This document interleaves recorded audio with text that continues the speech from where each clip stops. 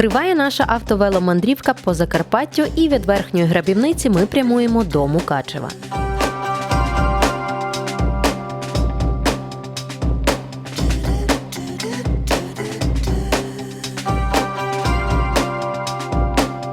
Ми їхали трасою Київ-Чоп, а потім звернули праворуч з неї в місце Верхня Грабівниця село, там, де знаходиться бункер, де, власне, ми щойно і були. І зараз ми продовжили далі наш шлях ось такою дорогою, лісом. І ви уявляєте, це колись була міжнародна траса Львів-Будапешт. Ось це. А зараз це просто собі така дорога, бездоріжжя частково, серед лісу. Ну, тобто це була траса Львів-Будапешт до моменту, коли збудували ось цю трасу Київ-Чоп. Тут ще проглядаються різні пласти асфальту, в тому числі червоний асфальт, який був такий популярний в Радянському Союзі. В передмісті Мукачева цього вечора у нас відбулася весела зустріч 5 українських YouTube-блогів. Крім нас, сюди приїхали Віктор Стинич, Узол і Манько, заочно також блог 360 і сам ініціатор зустрічі Орест Зуб. А навіщо він усіх нас зібрав, сам і розкаже. У мене було дві мети. Перша – просто поспілкуватися і особисто познайомитися з класними людьми. Це раз. А друге, насправді, це частина проєкту Via Gastro Carpathia, що є міжнародним проєктом при співпраці з сторони України, Угорщини і Румунії. Фішка в тому, що це є карпатський єврорегіон, і таким чином спільними зусиллями ми намагаємося за рахунок медійного представництва і висвітлення різноманітних локальних крафтових виробництв показати, що тут є насправді на що дивитися, зміцнювати оцю транскордонну співпрацю і загалом популяризувати туризм ось в цьому регіоні і унікальній частинці Європи. Двоколісним хронікам в цьому проєкті було запропоновано зняти сюжет про найбільшу в Україні буйволину ферму біля закарпатського містечка Виноградів. Туди ми й вирушимо незабаром.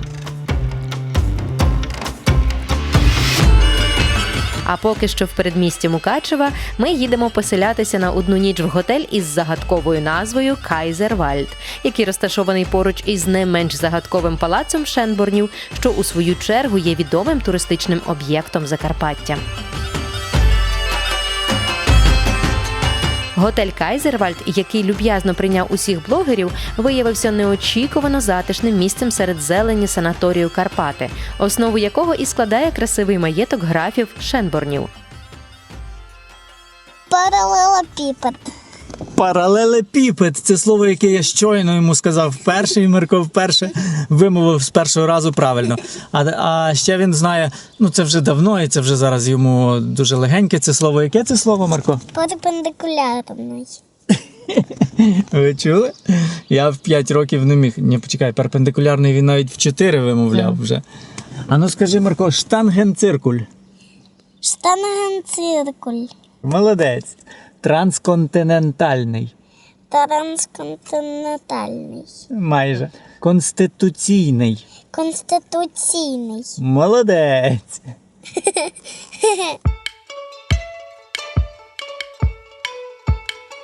Нас зустрів дуже привітний менеджер Микола Іванович і детально розповів про цікавинки готелю. Наприклад, власний бювет з 3 видами мінеральних вод.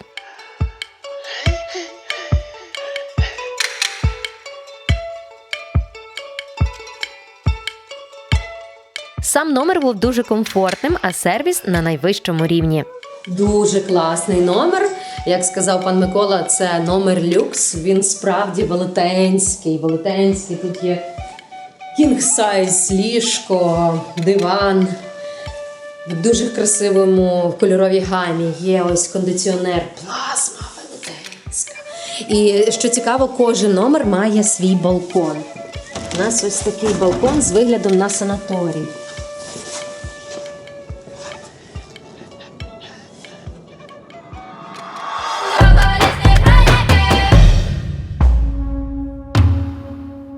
Наступного ранку ми ближче познайомилися з цим красивим палацом.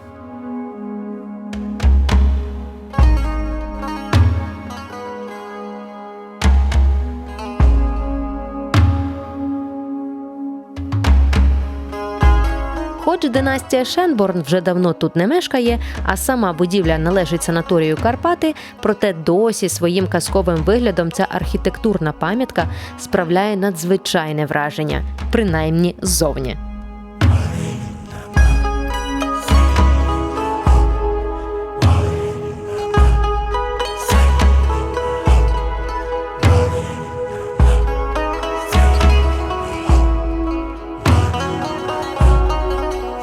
Сподіваюся, всередину цього палацу можна зайти, і ось нам показали на ці двері.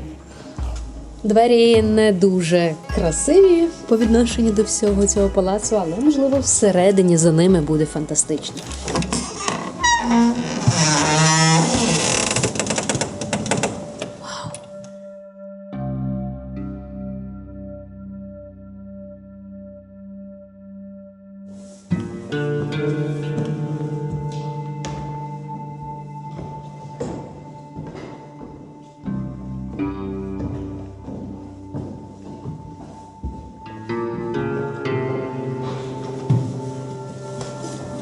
Та радянська влада, яка захопила цей маєток родини Шенборнів, дуже сильно повпливала на його зараз естетичний внутрішній інтер'єр, бо явно, що цього дивана не могло бути за тих часів, і цих стін. Вагонка тут присутня, що дуже дивує. Бо тому що родина, та німецька родина, яка збудувала цей палац наприкінці 19 століття, вони були дуже заможні, дуже багаті, дуже аристократичні люди. І явно, що вони докладали усіх максимально зусиль, аби тут всередині цього палацу, де вони жили, був надзвичайний естетизм, краса і довершеність у всіх деталях. Тобто, ця лампа, камон.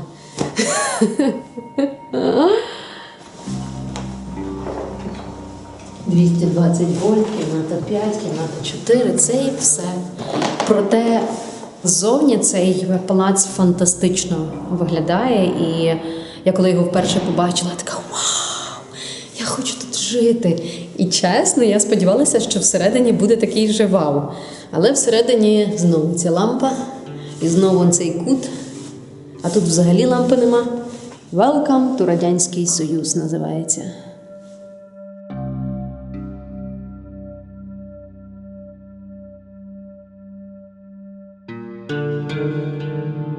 Не знаю, може це хтось перевіряв, не перевіряв, але є така історія, що цей палац має 365 вікон, як кількість днів у році.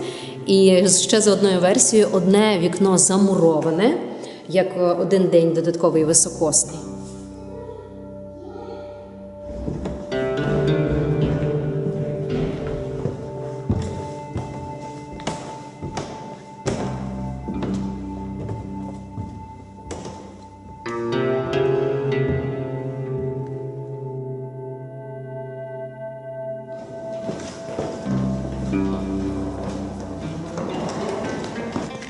Сакури он там. Он сакури. Ідемо подивимося ближче. Це така, Марко, японська вишня.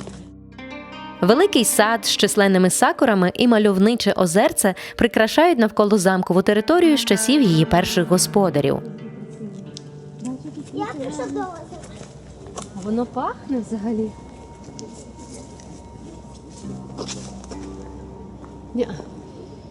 Ні, трохи пахне. Хоча я не знаю, більше пахне оця моя квітка, бо вона надзвичайно пахне. Тобто я чую цей запах, а цей? Ні, мені не пахне. Але дуже красивий колір.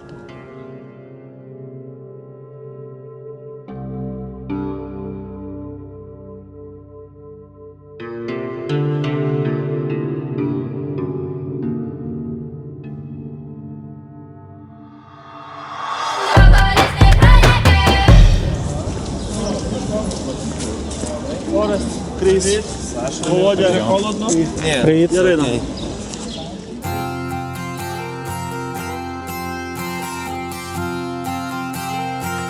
Хоч погода зіпсувалася, проте ми не могли покинути Мукачево без бодай коротенької екскурсії. І нам її провів професійний гід Олександр. Тут Мартин Вершник, про нього я ще розкажу, там був Мартин у вигляді єпископа. Чому гусак-фотограф тут? Тому що, якщо подивитися, звідси одна з найкращих панорам на ратушу. Є гусак-турист в одному з провулочків і є гусак-пивовар. Євреї на 20-ті роки ХХ століття складали майже третину. Легендарний пам'ятник. Чому? Тому що встановлений людині за життя.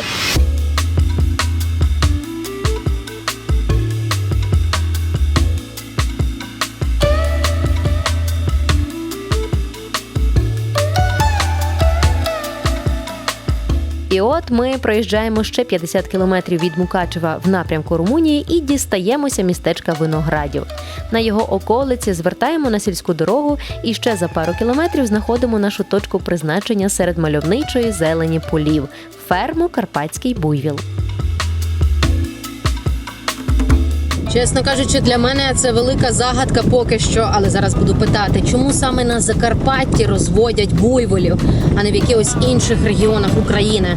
Бо пам'ятаєте, кілька років тому ми показували відео також з Закарпаття, біля Хусту, там німець Мішель розводить буйволів. А тут от біля Виноградова теж є буйволина ферма.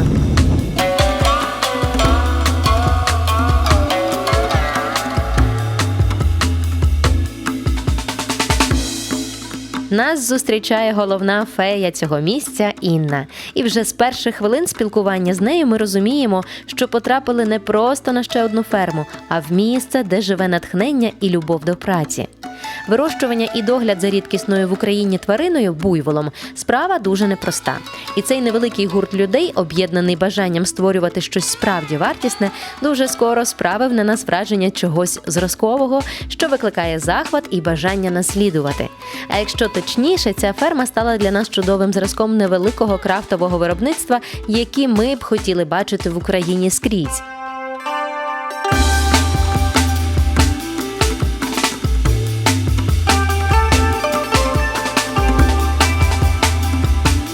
Але спочатку давайте познайомимося з головними мешканцями ферми. Це мій улюбленець, один з наших хлопчиків. Він найкрасивіший у нас. Звати його Хан. Хан. Ходить легенда. Якщо його поцілувати в носика, підніме хвостика. Але любить білявок. Не будь-кого, тільки білявок. Да, Хан? Він великий. Він у нас буде ще більший, він молодий, це йому всього 11-й рік практично. Він буде значно більшим, тим більше після зими, коли тваринки втрачають в вазі.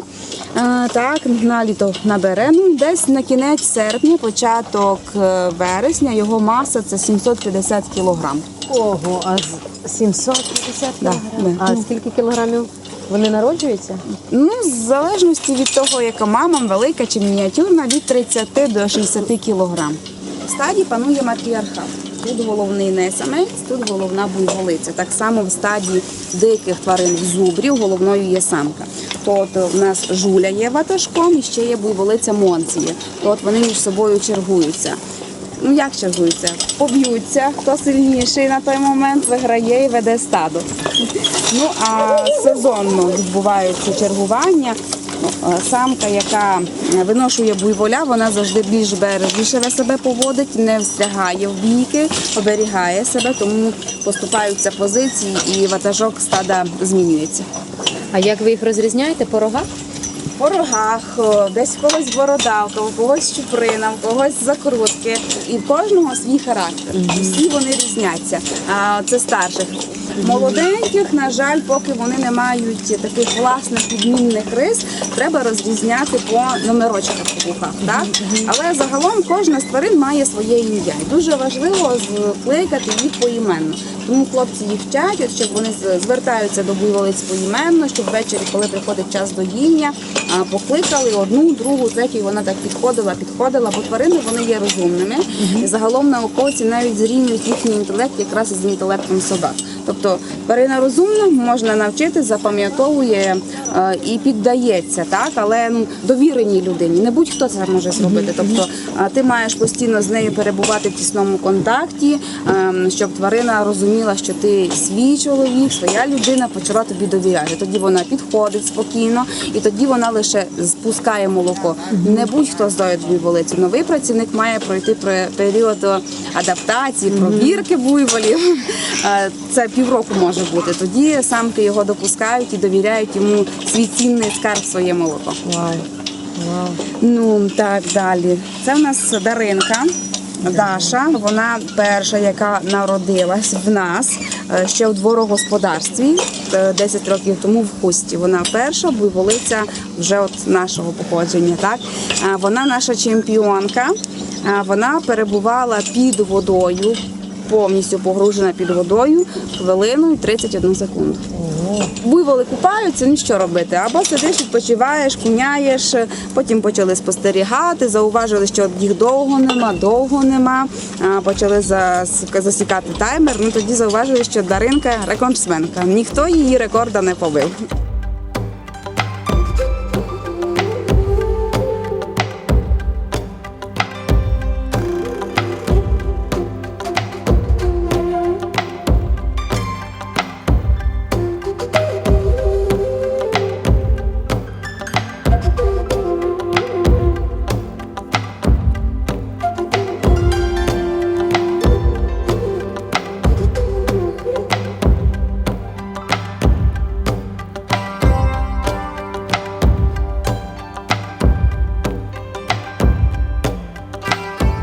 Потім, як і кожного відвідувача ферми «Карпатський буйвіл», на нас чекала найсмачніша частина знайомства – дегустація сирів і взагалі усієї продукції. Заразом дізналися чимало цікавого про буйволів від Інни. Буйволи – це тваринка, яка дає дуже мало молока, можна сказати, як коза, але з'їдає в день, як 3 звичайні корови. Молока мало, так, але воно дуже корисне. Жирність буйволиного молока сягає близько 11%. Це майже в 3 рази більше, ніж жирність молока звичайних корів. Більше білка, більше кальцію, більше магнію, більше цинку, заліза, всіх мікроелементів, але загалом існують декілька переваг. Це те, що молоко не потребує термічної обробки. Чому? От буйволи карпатського типу на сьогоднішній день в Україні практично остання свійська тваринка, яка має доволі такий стійкий природній імунітет і не потребують вакцинації. Це і від туберкульозу, і від лейкозу, бруцелюлозу, стійкішими є до сибірської виразки, навіть до запалені вимені теж є стійкіші. Молоко можна спокійно, безпечно споживати в сирому варіанті.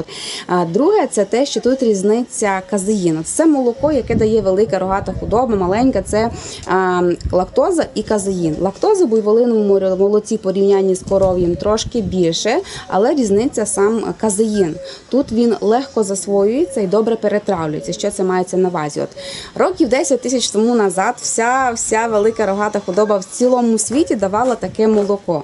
Але, відповідно, відбуваються генетичні зміни, йде одомашнення тварин, і тваринки, знаєте, ніби себе самостійно намагають захистити. Тобто дають молоко, і до казеїну у певної категорії населення, відповідно, є алергічна реакція, люди не можуть споживати свіжого парного коров'ячого молока. Тут це навпаки, хто має такі проблеми, але спокійно може пити буйволине молоко. А ще я помітила таку тенденцію, що буйволи зазвичай розводять тут на Закарпатті. Ну, ніде в інших регіонах України я такого не зустрічала. Чому? В чому секрет? Це правильно, і дійсно навіть не для всього Закарпаття буйволи є притаманними тваринами. Вони з'явились лише в такій невеличкій частині Карпатських гір. Це Хуський район, Тячівський і Рахівський, де вони були невід'ємною робочою силою. Бо от буйволи в першу чергу тварина, яка не для молока, не для м'яса, це дійсно фізична сила, яка виконувала ту роботу, з якою людина не могла впоратись. А потрапили вони всі сюди до Карпат саме з Індії. Це є нащадки індійського болотяного, азійського одомашненого буйвола. Буйволи є в українських Карпатах, в угорських, в румунських. Є невелика кількість таких тварин в Польщі. То це частинка Закарпаття ближче до румунського кордону. А може бути таке через те, що у вас тут на Закарпатті тепліше, і тому саме тут буйволи? Чи їм температура не важлива? Буйволи потрапляли з Індії до Європи. Це і походи війська Олександра Македонського, це монголо-татари, татари, це роми, в залежності від регіону, де вони опинялися, адаптовувались, призвичаювались, отримували таку назву. Є така легенда, що от буйволи конкретно на Закарпатті з'явились саме тоді, коли сучасне Солотвино належало до Візантійської імперії. І існує два шляхи сплаву солі. Це річковий вздовж замків і це сухопутній. І нібито саме сухопутнім шляхом використовували буйволів. І саме тоді ці тварини, можливо, опинились в нас. Але, як я казала, 100 років правління різних держав, імперій, на жаль, змінювалася історія, знищувалися архівні дані, тому достовірних 100% даних, на жаль, не буде. Але не думаю, що це буде дійсно пов'язано з кліматом, бо буйволи адаптувались більше до зими. Спеку вони не дуже полюбляють. Вони люблять прохолодні пори року, в них товста шкіра, в них глибокоплотні залоза, на зиму обростають густою довгою шерстю. Температура тіла значно вища, ніж у звичайних корів, тому вони себе дуже комфортно почувають в горах і де адаптувались до рельєфу. Тобто вони гарно рухаються схилами гір, особливо якщо слизько, коні рухатись можливості не мали, то й використовували буйволів для валки лісу. Спускати дрова, перевозити вантажі, орати землю. Тобто от саме цю функцію вони виконували. А зараз функція буйволів яка? Відпочивати, насолоджуватись життям і давати корисне молоко. Ні, але найголовніша їхня зараз функція – це відновлення їхнього ж виду. Їх залишилось на теренах України дуже мало. Зараз це близько 300 голів, в 90-х роках це взагалі більше, ніж 30 лише. І от першочергове завдання і місія нашого господарства – це відновлення і збереження автентичного типу карпатського буйвола. А ще ви казали, що у вас є дівчатка і хлопчики. Так. І просто для мене буйвіл – це завжди тільки чоловічий рід. Тут, виявляється, все не так просто. Так ви не одна. Знаєте, багато людей, підходячи до дегустації, от беруть молоко в руки і питають, як ж це ж можна пити молока з бика? Але ні, є дівчата, є хлопчики, і це є запорукою відновлення, це є запорукою появою буйволят. Всі вони спокійні, хороші, доволі адекватні тварини, нема такими злими, як це можуть бути бики звичайної великої рогатої худоби від корів. Є мама, тато, є дитинка, є відновлені популяції. Це в нас сир панір, це молодий кляганий сир або буц, це в нас напівтвердий сир з витримкою 3 місяці, буйволине масло, моцарелла ді буфало, рікотта, варене згущене буйволине молоко і свіже буйволине молоко. Без використання консервантів, без використання смакових добавок, без барвників, емульгаторів і інших речовин. Тобто всюди є буйволине молоко, десь може бути лимонний сік, десь може по рецептурі використовуватись цукор або десь трошки соль. І все. Інших зайвих елементів в нашій продукції ви не знайдете. У нас взагалі от сироварня наша – це ручний спосіб роботи. Все ми переробляємо руками і таким чином теж хочемо наголосити, показати, що робота руками є ціннішою і смачнішою. А скільки загалом місяців чи років може стояти такий сир? Чим довше стоїть сир, тим він стає смачнішим, але відповідно за правильних умов утримання. От зараз найстарший сир у світі, так, найстарший, це знайдено було в Єгипті, проводились розкопки гробниць, то там був глечик, який пролежав під землею понад 3000 років. І цей сир був виготовлений в Єгипті з козиного і буйволиного молока. Тому навіть не скільки років, а 1000 років може стояти сир. А мені? Моцарелла.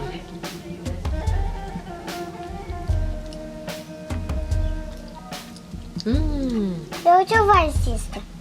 Хорошо. Ось так. Смакота. Моцарелла.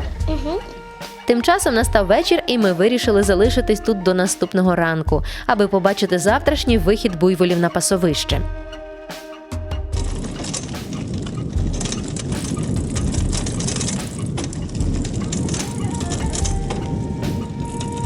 Під кінець цього насиченого дня ми знову змінили формат, тепер вело, і проїхались трошки селом до найближчого магазину, щоб купити щось на вечерю.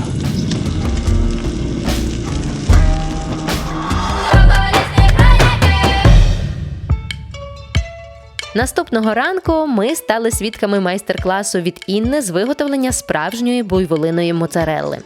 Це сирне зерно, вже таку грудку ми зробили ще вчора, зранку, з ранішнього молока. От воно виглядало вчора ось так. Це вчора, це вже сьогоднішнє молоко, яке хлопці надоїли і занесли. Завтра воно теж матиме ось такий вигляд. Беремо наше сирне зерно в мисочку і гарно, добряче його треба помнути. Помнувши, беремо гарячу воду. І обережно вливаємо, постійно вимішуємо. А тепер будемо гратися. Як з дитячими іграшками, треба, щоб от всередині сирної маси не було тих сирних грудочок. Починаємо розтягувати нашу моцарелу.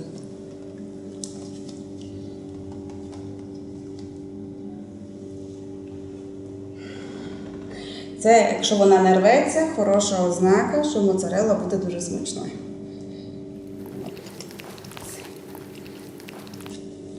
І робимо кульку.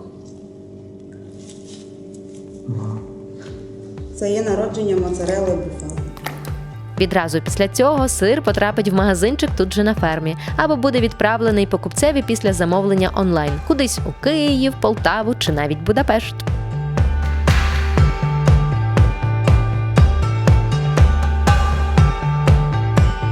Ферма «Карпатський буйвіл» орієнтована не лише на виготовлення суперякісної продукції, а й на туризм. Тут практично щодня відбуваються екскурсії і присутня дегустаційна зала. Кожна буйволиця зі своїм характером – це індивідуальність. Так, до неї треба знати підхід, як з нею працювати, як з нею говорити, як до неї підійти, щоб, от, не дай Боже, когось не травмувало, то сир так само. Кожна голівка сиру – це індивідуальність.